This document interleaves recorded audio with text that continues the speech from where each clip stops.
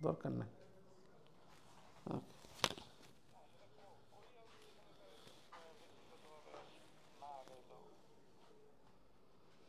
আচ্ছা, দেখ তুই যেটা ভালো মনে করো। ওকে। হ্যালো। নমস্কার।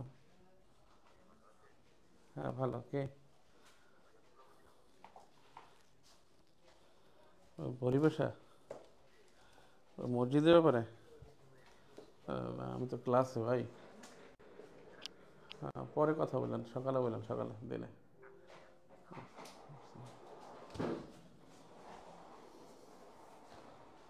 উপজাতি আপনাদের পরীক্ষার জন্য গুরুত্বপূর্ণ, এখান থেকে আসবেই। তো বিষয় হলো এখানে পড়ানোর মতো জিনিস নাই। সবগুলো হলো বেসিক্যালি যে আপনার, সবগুলো হলো যে মুখস্থের বিষয়, টানা মুখস্থ। এখানে আর কোনো বিষয়ই নাই, বোঝানোর বিষয় খুব কম। তো একটা বিষয় হলো, একটা হলো উপজাতি, আর একটা হলো আদিবাসী। হ্যাঁ, একটা উপজাতি, একটা আদিবাসী, আর একটা মানে হলো ক্ষুদ্র নৃগোষ্ঠী। ক্ষুদ্র নৃগোষ্ঠী। আরেকটা হলো ধরেন আপনার অভিবাসী, আদিবাসী, ওগুলো ভিন্ন, মানে অভিবাসী, অভিবাসী আছে একটা, অভিবাসী, অধিবাসী, সিটিজেন যেটা অধিবাসী। উপজাতি মানে হলো ট্রাইব, আর আদিবাসী হলো ইন্ডিজেনাস। ইন্ডিজেনাস, ক্ষুদ্র নৃগোষ্ঠী হলো ethnic community. Ethnic, ethnic community. আর অধিবাসী হলো সিটিজেন। সিটিজেন। অধিবাসী হলো যে কোনো দেশের নাগরিককে বোঝায়, যে কোনো দেশের নাগরিককে বোঝায়। ক্ষুদ্র নৃগোষ্ঠী বলতে বোঝায়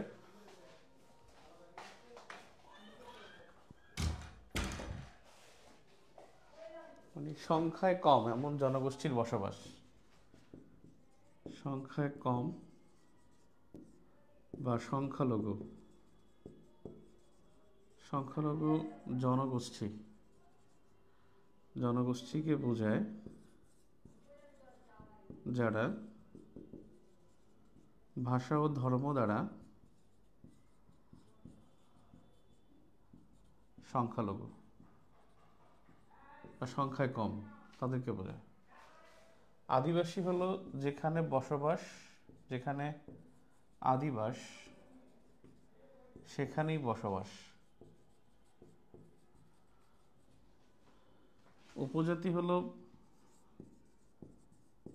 এক দেশে আদিবাস, অন্য দেশে বসবাস। এক দেশে আদিবাস, অন্য দেশে, অন্য দেশে দীর্ঘ সময় ধরে বসবাস।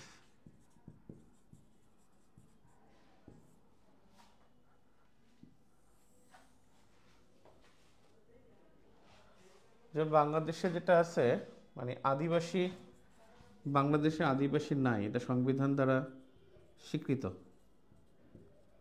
সংবিধান দ্বারা স্বীকৃত।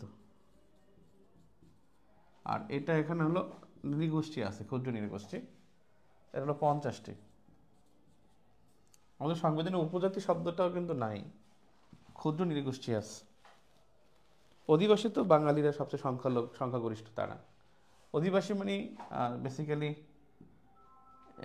আদিবাসী বাঙালিকেও বলা হয় না। অধিবাসী হলো বেসিক্যালি, অধিবাসী হলো নাগরিক, এটার কোনো উদাহরণ নাই। আরেকটা আছে রিফিউজি। রিফিউজি আরেকটা আছে অ্যাজাইলাম। এটা পরীক্ষা আসতে পারে ইন্টারন্যাশনালে। অ্যাজাইলাম মানে রাজনৈতিক শরণার্থী। রাজনৈতিক শরণার্থী, যেমন হাসিনা, তিনি asylum. Hasina in India, Tarique in London, Tarique in London, এরা হলো অ্যাজাইলাম। এরা নট মানে আসামিও বলা যাবে না, কারণ অ্যাজাইলামদের আসলে ফেরত দেয় না। আপনার আসামি প্রত্যর্পণ চুক্তি থাকলেও এই অ্যাজাইলামের স্বীকৃতি পাইলে তাদেরকে আর ফেরত দেয় না। রিফিউজি হলো যে জীবন বাঁচাতে দেশ ত্যাগকারী, রিফিউজি বা শরণার্থী। আমাদের এখানে আদিবাসী সংবিধান অনুসারে নাই, ক্ষুদ্র নৃগোষ্ঠী আছে 50টি বাংলাদেশে, 50টি ক্ষুদ্র নৃগোষ্ঠী আছে। 2022-এর জনশুমারিতে এই তথ্যটা আছে।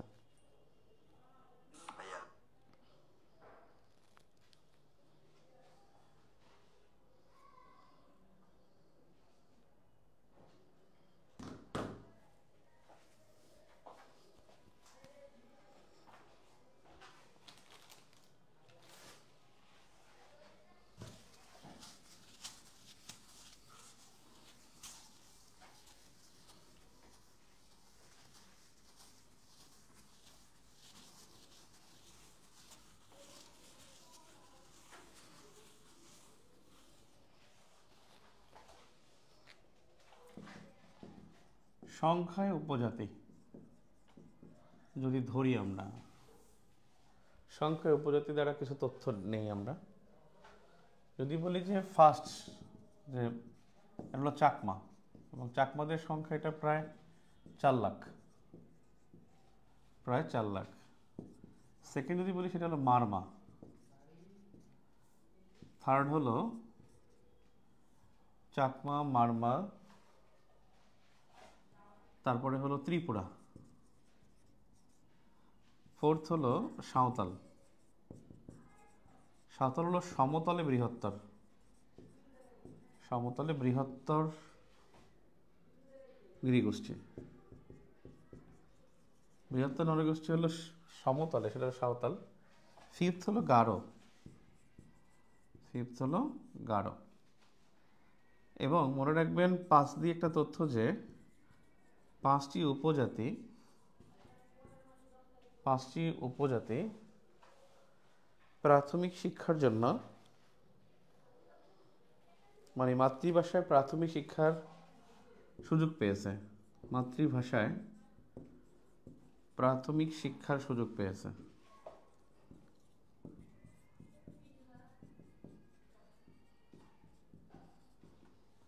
পাঁচটি উপজাতি মাতৃভাষায় প্রাথমিক শিক্ষার সুযোগ পেয়েছে। এখানে প্রথমেই 3টা, অর্থাৎ চাকমা, মারমা, ত্রিপুরা, গারো। এই গারো আছে, আর একটা হলো সাদ্রি। সাঁওতালটা পাইনি। এর মধ্যে চাকমার হলো সর্বোচ্চ শিক্ষিত উপজাতি। সর্বোচ্চ শিক্ষিত নৃগোষ্ঠী হলো চাকমারা। 5 গেল। 5-এর পরে যদি দেখি,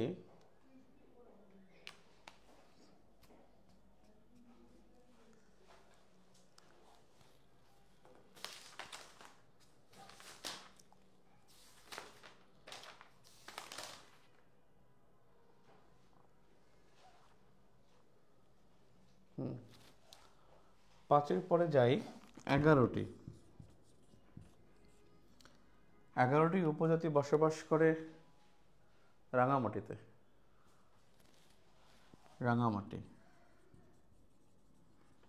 12টি রাঙামাটিতে বসবাস।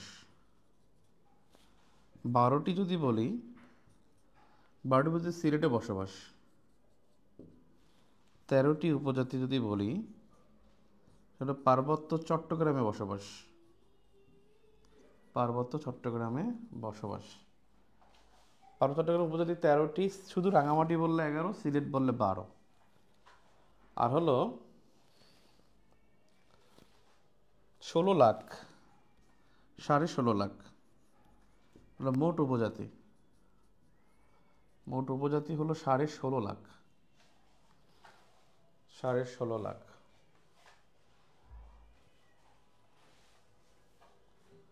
তারপর হলো 16.5 লাখ। তারপর হলো 31টি, এটা হলো মৌলভীবাজারের উপজাতি।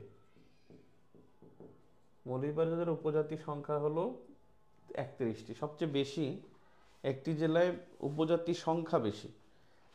আর উপজাতি সবচেয়ে বেশি বসবাস করে রাঙামাটিতে, মানে সংখ্যা অর্থাৎ সংখ্যায় রাঙামাটি বেশি, আর উপজাতিদের প্রতিটা সেগমেন্টে বসবাস হলো 31টি, যেটা মৌলভীবাজারে সবচেয়ে বেশি বসবাস করে। 36টি হলো ভাষা, উপজাতীয় ভাষা। উপজাতীয় ভাষা হলো 36টি, একটা সময় 41টি ছিল, 2022-এর জনশুমারি বলছে 36টি, 2022 জনশুমারি। তবে অন্য সোর্সে যে 41টি উপজাতীয় ভাষা, সেটা হচ্ছে অন্য সোর্স, অন্য উৎস অনুসারে। আর 50টি মোট উপজাতি, 118 জন, 118 জন। এগুলো সবচেয়ে কম বসবাসকারী, সবচেয়ে কম বসবাসকারী লালমনিরহাটে, লালমনিরহাটে 118 জন বসবাস করে লালমনিরহাটে।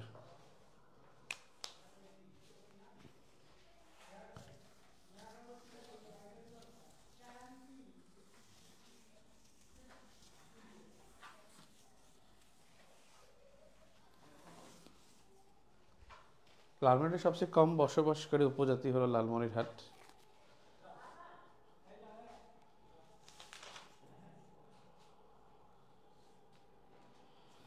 মনে রাখবেন, উপজাতি বা ক্ষুদ্র নৃগোষ্ঠী সম্পর্কে জাতিসত্ত্ব সম্প্রদায়ের সংস্কৃতি, এটা হলো মানে উপজাতীয় সংস্কৃতি সম্পর্কে বলা আছে,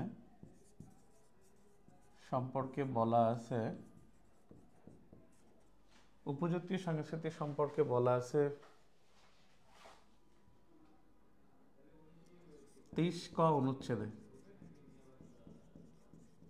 সংবিধানের 23 ক অনুচ্ছেদে। উপজাতিদের অধিকার সংক্রান্ত, এখানে আদিবাসী বলে সবাই, আদিবাসীদের অধিকার সংক্রান্ত, মানে আমাদের এখানে আদিবাসী নাই, বাংলাদেশে আদিবাসী নাই, আদিবাসীদের মানে সারা বিশ্বের জন্য অধিকার সংক্রান্ত বিধি, সেটা হলো ইউএনপিএফআইআই, অর্থাৎ UN permanent forum on indigenous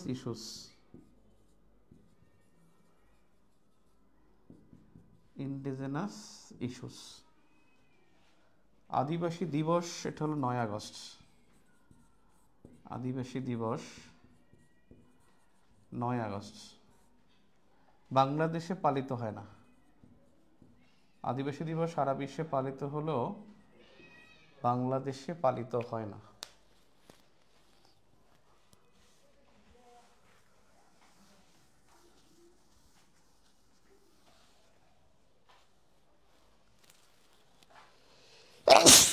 আলহামদুলিল্লাহ। 36টি উপজাতীয় ভাষা, মনে রাখবেন এর মধ্যে বৃহত্তম ভাষা, উপজাতীয় ভাষার মধ্যে বৃহত্তম ভাষা সেটা হলো চাকমাদের আরাকানি ও ইন্দো ইউরোপীয় ভাষা। বৃহত্তম ভাষা হলো চাকমাদের, আরাকানি ও ইন্দো ইউরোপীয় ভাষা। আমাদের ধর্মের কথা চিন্তা করি, ধর্মের মধ্যে সবচেয়ে বেশি হলো বৌদ্ধ, প্রায় 43%, বৌদ্ধর পরে হিন্দু, তারপরে খ্রিস্ট, তারপর সনাতনী, এইভাবে ধর্মদের ভাগ করা হয়। সবচেয়ে বেশি হলো বৌদ্ধ ধর্মের অনুসারী, এটা বৌদ্ধ ধর্ম অনুসারীদের হার প্রায় 43%।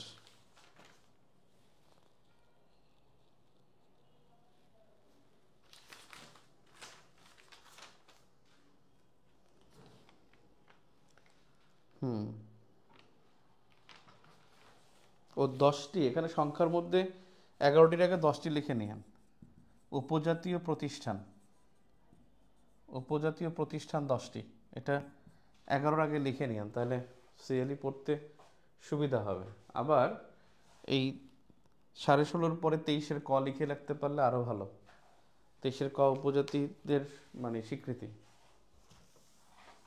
উপজাতীয় প্রতিষ্ঠান কিন্তু 10টা। এই প্রতিষ্ঠান 10টা মনে রাখবেন, 10টা জেলায়, একটা জেলায় না। মানে উপজাতীয় প্রতিষ্ঠান, উপজাতীয় প্রতিষ্ঠান যেটা হলো 10টি। এর মধ্যে মনে রাখবেন যে রাঙামাটি, বান্দরবান, খাগড়াছড়ি, কক্সবাজার, এখানে 4টা। রাঙামাটি, বান্দরবান, খাগড়াছড়ি, তারপর হলো কক্সবাজার, এই হলো 4টা পেয়ে গেলাম। তারপরে হলো নেত্রকোনা, বিরিশি নেত্রকোনা, যেটা রাজশাহী, রাজশাহী। তারপরে হলো হালুয়াঘাট, যেটা ময়মনসিংহে, হালুয়াঘাট, হালুয়াঘাট যেটা ময়মনসিংহ। দিনাজপুর ও নওগাঁ, দিনাজপুর ও নওগাঁ। আল্লাহ, একটা মিস হয়েছে নাকি? রাঙামাটি, বান্দরবান, খাগড়াছড়ি, কক্সবাজার, 4টা। তারপরে হলো নেত্রকোনা, রাজশাহী, হালুয়াঘাট, ময়মনসিংহ, দিনাজপুর, নওগাঁ। একটা মনে হয় মিসিং, তো হওয়ার কথা না। ও, মৌলভীবাজার, যেটা আছে ওই যে মণিপুরীদের, দিনাজপুর, মৌলভীবাজার। এই 10টা জেলায়, 10টা জেলায় হলো আপনার ইয়ে আছে। সর্বপ্রথম যেটা, প্রথম এবং দ্বিতীয়, প্রথম হলো এটা নেত্রকোনা 1977, তাহলে বিরিশিরি নেত্রকোনা, বিরিশিরি নেত্রকোনা। আর দ্বিতীয় হলো বান্দরবান 1978। আর সর্বশেষ যে 3টা, সর্বশেষ 3টা কিন্তু এই জায়গায়, হালুয়াঘাট, দিনাজপুর, নওগাঁ, এই 3টা সর্বশেষ। 3টা একসাথেই হয়েছে, হালুয়াঘাট, ময়মনসিংহ, দিনাজপুর এবং নওগাঁ, এই 3টা সর্বশেষ। এর প্রত্যেকটাই সাংস্কৃতিক প্রতিষ্ঠান। পরীক্ষায় 33তম বিসিএসে আসছিল যে উপজাতীয় সাংস্কৃতিক প্রতিষ্ঠান কতটি, তখন 7টি উত্তর হয়েছিল, এখন 10টি উত্তর হবে। সবচেয়ে বেশি ধর্ম বসবাস করে হলো বৌদ্ধ ধর্মের, এখানে বেশি। এখন হলো যে কোনটা মানে কোথায় বসবাস করে, এরকম একটা প্রশ্ন থাকে। বসবাস কার কোথায়, বসবাস কার কোথায়, আমি ইম্পর্ট্যান্টগুলো বলি। মনে রাখবেন অনুস্বার আছে এমন, একমাত্র হাজং ছাড়া, হাজং ছাড়া সব বান্দরবান, যাদের নামের শেষে অনুস্বার আছে। যেমন ধরেন মুরং, মুরং আছে, মুরং বান্দরবান। খৈয়াং, খৈয়াং বললে সেটা হবে বান্দরবান। আর হাজং হলো নেত্রকোনা, ময়মনসিংহ, নেত্রকোনা, ময়মনসিংহ, নেত্রকোনা, হাজং, ময়মনসিংহ, নেত্রকোনা। যে বই সেখানে আছে, পৃষ্ঠা নাম্বার বললে সেটা হবে 749 পৃষ্ঠার, 749 পৃষ্ঠায় একেবারে পুরো বসবাস দেয়া আছে। এটা আসলে মুখস্থ করবেন যতটা পারেন, মানে যত টেকনিক ফলো করে দেখতে পারেন। তবে এখানে আলোচিতগুলোই পরীক্ষায় থাকে বেশি। এবং একবার আসছিল যে 44তমটি বিসিএসে আসছিল যে মণিপুরীরা কোথায় বেশি বসবাস করে, সেখানে অপশন ছিল সব, কিন্তু বেশিটা সিলেক্ট করতে হবে। এই জন্য এখানে ঘর করে দেওয়া হয়েছে বেশি কোথায়, আর হলো উপজাতিরা কোথায় বেশি, মানে কোথায় বসবাস করে বেশি কোন জায়গায়, সেটা পরীক্ষায় থাকে। আপনাদের প্রশ্ন দেখি, ক্লাস এক্সাক্ট টাইমে নিলে ভালো হয়। রাসেল মাহমুদ বলছেন আমরা চেষ্টা করি। তারেক হাসিনা তো জীবন বাঁচাতেই বিদেশ গেছে, শুনতে পারে। ক্যাডার সোহেল সম্পর্কে বলিন একটু। আমার একটা ভিডিও আছে, আমি গ্রুপে লিঙ্ক দিছিলাম, ওটাই দেখেন। এখন সময় না, এখন রিটেনের বইটা দিতে হবে দ্রুত। বেসিক ভিউয়ের 741 নম্বর পেজে 15 নম্বর কোশ্চেন আনসার সিলেট, 47 নম্বরে 5 নম্বর কোশ্চেন, 741 কোথায় গেল? 741 একটু দেখি। উনি বলছেন যে 15 নম্বর কোশ্চেন, 741-এর 15 নম্বর কোশ্চেন, যে জেলায় হাজংদের বেশি বসবাস। হ্যাঁ, এখানে উত্তর দেওয়া আছে সিলেট।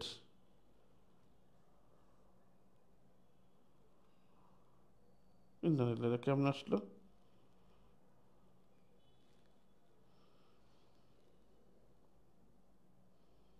ও বসবাস নেই, ঠিকই তো আছে, সিলেটের তো উত্তর ঠিক আছে। 15 নম্বর উত্তর ঠিক আছে, বসবাস নেই লেখা, হাজংদের বসবাস নেই। 741-এ 15 নম্বর কোশ্চেন ঠিক আছে।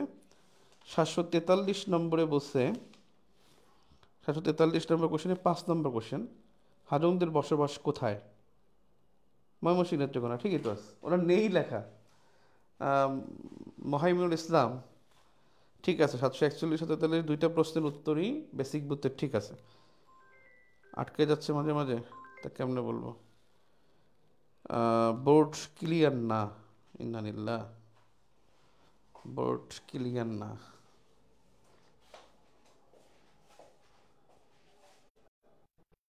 সেজন্য হয়তো কিছু কিছু বোঝা নাই, কি নাই নাই বুঝে নেই কি লেখছেন। কথা কেটে যায়। আজকে ক্লাস ভালো লাগতেছে ভাই, সাউন্ড সুন্দর। আল্লাহ, একজনকে সুন্দর। 47-এর জন্য নিউ দিলে ভালো হয় স্যার। কি নিউ দেব? বিসিএসি কি উচ্চতা দেখা হয়? হ্যাঁ, মেয়েদের 4.10, ছেলেদের 5 ফিট। আপনার নেট হয়তো প্রবলেম, আচ্ছা তার নেট প্রবলেম, ঠিক আছে, ওকে। উপজাতি আসলে মুখস্থের বিষয়, পড়ানোর মতো তেমন কিছু নাই। আমি কনফিউশনগুলো ঠিক করে দিই, যেগুলো কনফিউশন, একটা কনফিউশন আছে যেগুলো আগের ক্লাসও দেখাইছিলাম। এখানে কনফিউশনটা ফ্যাক্ট, কনফিউশন ফ্যাক্ট। আমি আসলে ম্যাপ এঁকে এঁকে দেখাই, তাহলে ভালো হবে যে কোন উপজাতি কোথায় বসবাস করে, সেটা মনে হয় সুন্দর হয়। একটা ম্যাপ আঁকলে ম্যাপের মধ্যে যদি দেখেন তাহলে খুব ভালো হবে, মানে একটা জেলা বলে ওই জেলার মধ্যে, ঠিক আছে। চেষ্টা করবো না, এটা পরের ক্লাসে একটা গ্রাফ করে। কনফিউশন 1 নম্বর যেটা, সেটা হলো ত্রিপুরা। এই ত্রিপুরাটা আসলে সনাতন ধর্মের, সনাতন ধর্ম, ত্রিপুরাটা সনাতন ধর্ম, তারা আসলে হিন্দু ধর্ম না, ত্রিপুরা হলো সনাতন ধর্ম। ত্রিপুরাটা সনাতন ধর্মের।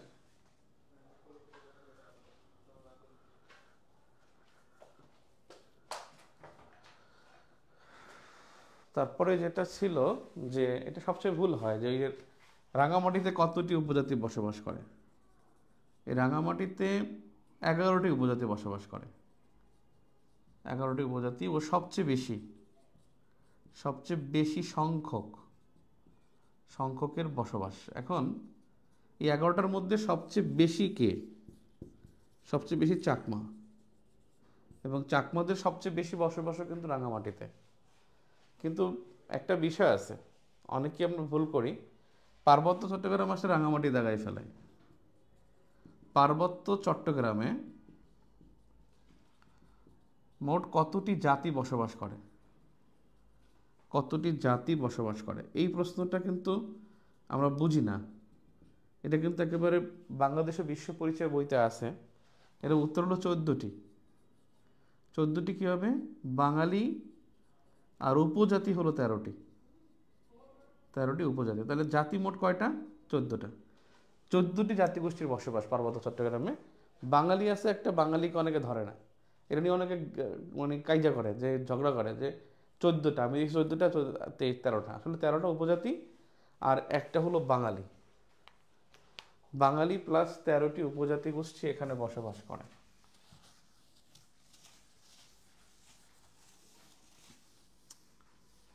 কনফিউশনের একটা বিষয় হলো যে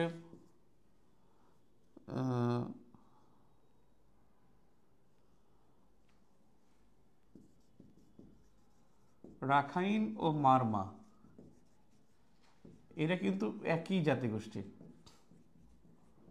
একই জাতিগোষ্ঠী। একই জাতিগোষ্ঠী কেন? এই রাখাইনদের মধ্যে যারা পাহাড়ে বসবাস করে তারা মারমা, আর সমতলে যারা বসবাস করে তারা রাখাইন। এবং রাখাইনদের বেশিরভাগই সমতলে বসবাস করে, এবং এদের বসবাস যেমন কক্সবাজার, পটুয়াখালী, কুয়াকাটা অঞ্চলে, বরগুনা, এই জায়গায় সমতলে মানে রাখাইনদের বসবাসটা এখানে বেশি। আর হলো রাঙামাটি, পাহাড়ের মধ্যে রাঙামাটি বসবাস করে, ঠিক আছে। কিন্তু একই জাতিগোষ্ঠী পাহাড়ে বসবাস করলে মারমা, আর নিচে বসবাস করলে সে হলো রাখাইন।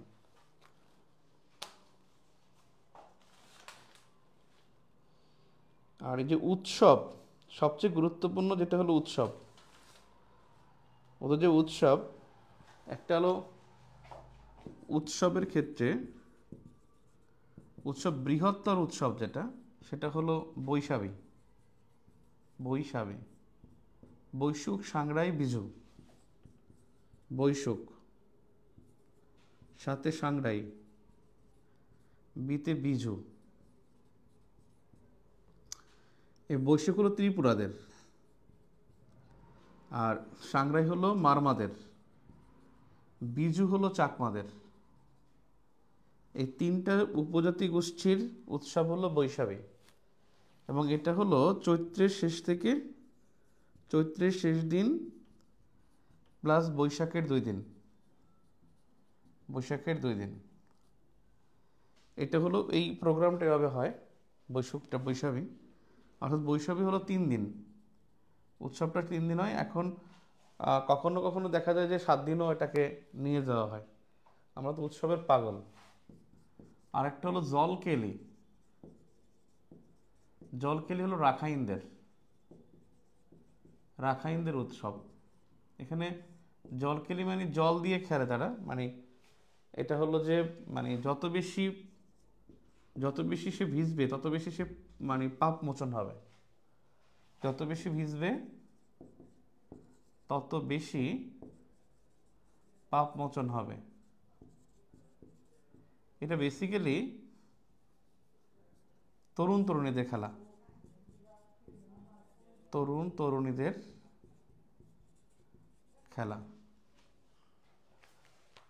তরুণীদের খেলা হলো জলকেলি, রাখাইনদের উৎসব।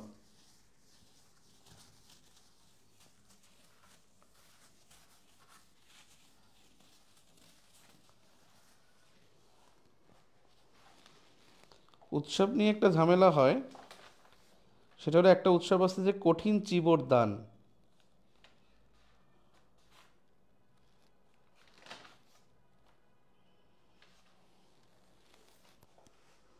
কঠিন চিবর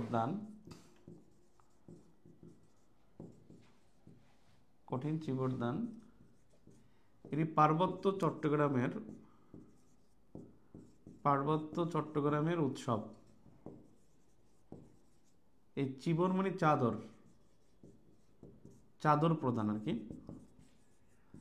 আমরা যেমন পাগড়ি প্রদান করি, ওরকম মুসলমানরা সেখানে চাদর প্রদান করা হয়।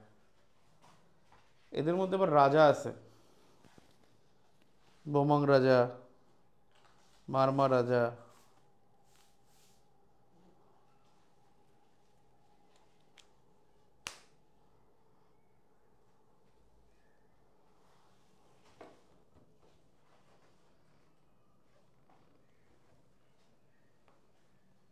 চারটা বিষয়, এটা কিন্তু পরীক্ষায় আসে, তখন ঝামেলা হয়।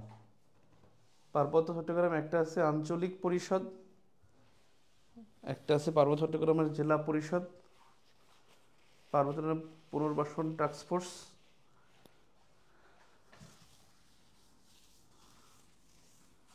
পার্বত্য চট্টগ্রাম এই শান্তি চুক্তি এর সাথে জড়িত।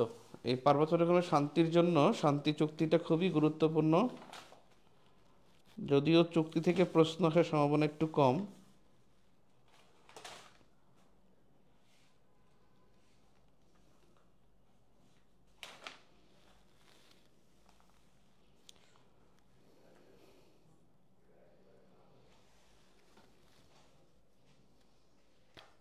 পার্বত্য চট্টগ্রাম পার্বত্য চট্টগ্রাম বিষয়ক তথ্য 1978, 1988, 1989, 1999, 98, 1997, 1998, 1999, 2001, 2001। হুম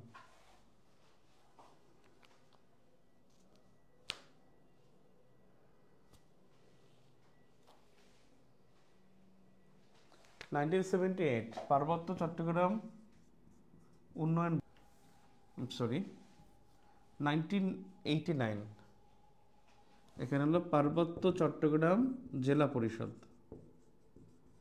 এই জেলা পরিষদ তিনটা, রাঙামাটি, বান্দরবান, খাগড়াছড়ি। এরা কিন্তু স্থানীয় সরকার মন্ত্রণালয়ের অধীন না। 1997 এটা হলো পার্বত্য চট্টগ্রাম শান্তি চুক্তি, এটা স্বাক্ষরিত হয় 2 ডিসেম্বর এবং এর ধারা হলো 72টি, চুক্তির ধারা 72টি, 29টি বাস্তবায়ন হয়েছে, বাকিগুলোর খবর নাই। 1998 এটা হলো পার্বত্য চট্টগ্রাম বিষয়ক মন্ত্রণালয় ও টাস্ক ফোর্স মন্ত্রণালয় এবং সরি এই টাস্ক ফোর্সটা পার্বত্য চট্টগ্রাম মন্ত্রণালয়, হ্যাঁ পার্বত্য চট্টগ্রাম মন্ত্রণালয়। এই জেলা পরিষদ ও টাস্ক ফোর্স, পার্বত্য চট্টগ্রাম টাস্ক ফোর্স, এটা হয়েছে 1989-এ। 1999 সাল পার্বত্য চট্টগ্রাম আঞ্চলিক পরিষদ। এই আঞ্চলিক পরিষদ এরা দেখে হলো পার্বত্য জেলা পরিষদকে, আবার একে দেখে আবার হলো পার্বত্য বিষয়ক মন্ত্রণালয়, চট্টগ্রাম বিষয়ক মন্ত্রণালয়।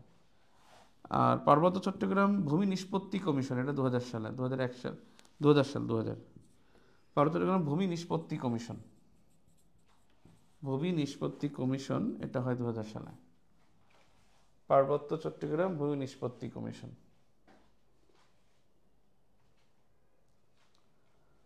আর 2008 দেখবেন, 2008 এটা নিচে পার্বত্য চট্টগ্রামে মোবাইল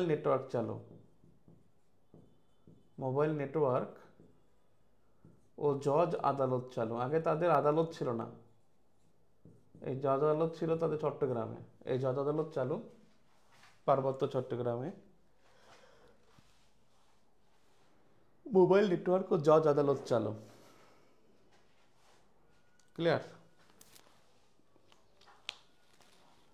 এখানে চট্টগ্রাম বিষয়ক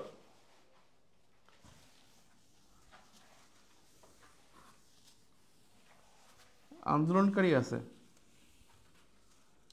একটা হলো জেএসএস, জনসংহতি সমিতি, জেএসএস, যারাই হলো এই যে শান্তি বাহিনী বা সন্তু লারমা যেটা ছিল, একটা হচ্ছে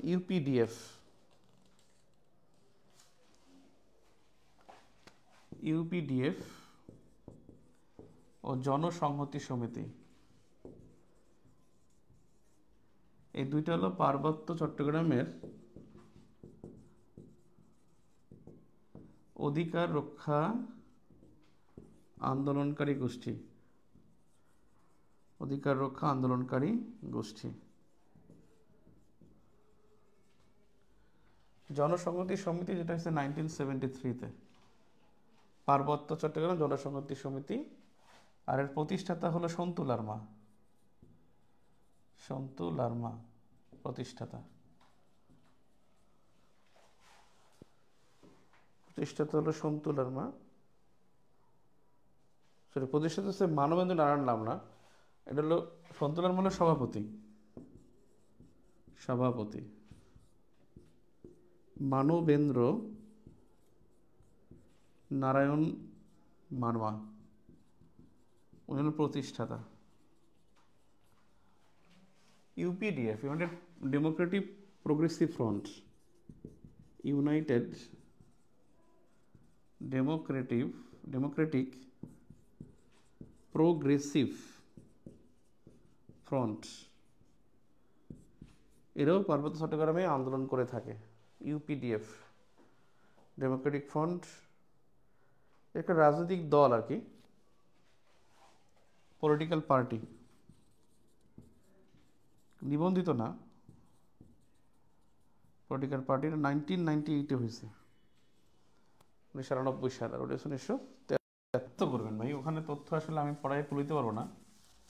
আমি চেষ্টা করবো আগামী বৃহস্পতিবার আমাদের 2টা পরীক্ষার কোশ্চেন আছে, কোশ্চেনগুলোর ব্যাখ্যা দেবো, আর এখানে জাস্ট কোনটা কোথায় সেটার একটা চিত্র দেখাবো, ঠিক আছে? কোনটা কোথায় বসবাস করে, কোন জায়গায় বেশি, একটা চিত্র এঁকে দেখলে ভালো হবে মানচিত্রের মধ্যে। ঠিক আছে, তো আজকে পর্যন্তই, দেখা হবে ইনশাল্লাহ বৃহস্পতিবার। আল্লাহ হাফিজ।